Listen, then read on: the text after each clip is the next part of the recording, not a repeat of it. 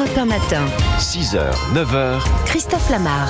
7h12 sur Europe 1, l'heure de la revue de presse. Avec vous, Théo Grévin, bonjour. Bonjour à tous. Alors, c'est l'actualité politique qui fait la une des journaux ce matin.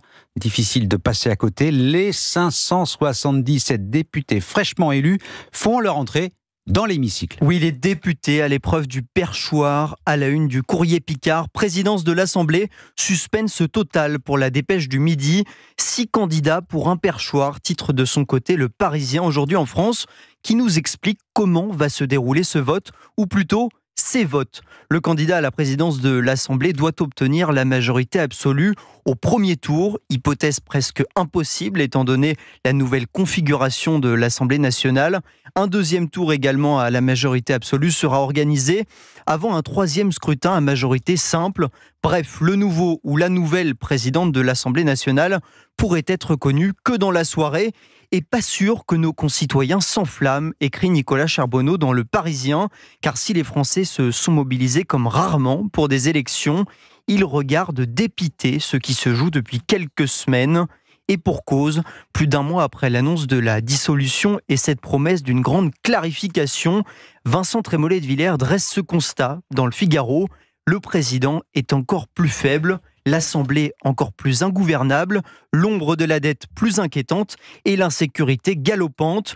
Quand on demandait à Michel Houellebecq quel serait le monde après Covid, rappelle Trémollet de Villers, il répondait le même en un peu pire. C'est la même chose pour le monde politique après la dissolution. Théo, si cette élection ne passionne pas les Français, les enjeux sont pourtant énormes pour les fameux 3 blocs arrivés en tête au soir du second tour des législatives. À commencer par le camp présidentiel, vous lirez dans l'opinion qu'il pense pouvoir dessiner les prémices d'une future coalition.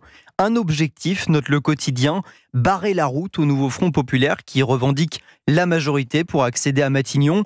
Mais certaines voix font aussi valoir qu'une absence de changement au perchoir serait difficile à défendre après la claque reçue aux législatives, note Guillaume Tabar dans Le Figaro.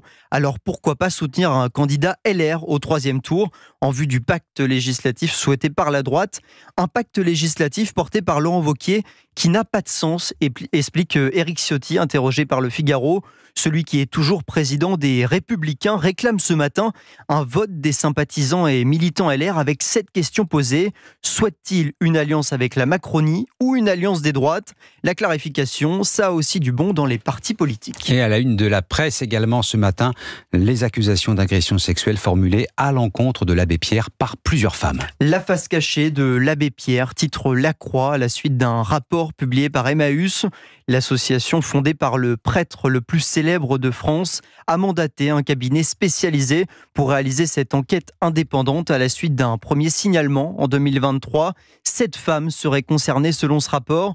Dans Le Parisien, une source du mouvement qui, rappelons-le, vient en aide aux plus démunis, explique que si la question d'un éventuel changement de nom n'a pas été posée, elle devra être débattue plus tard.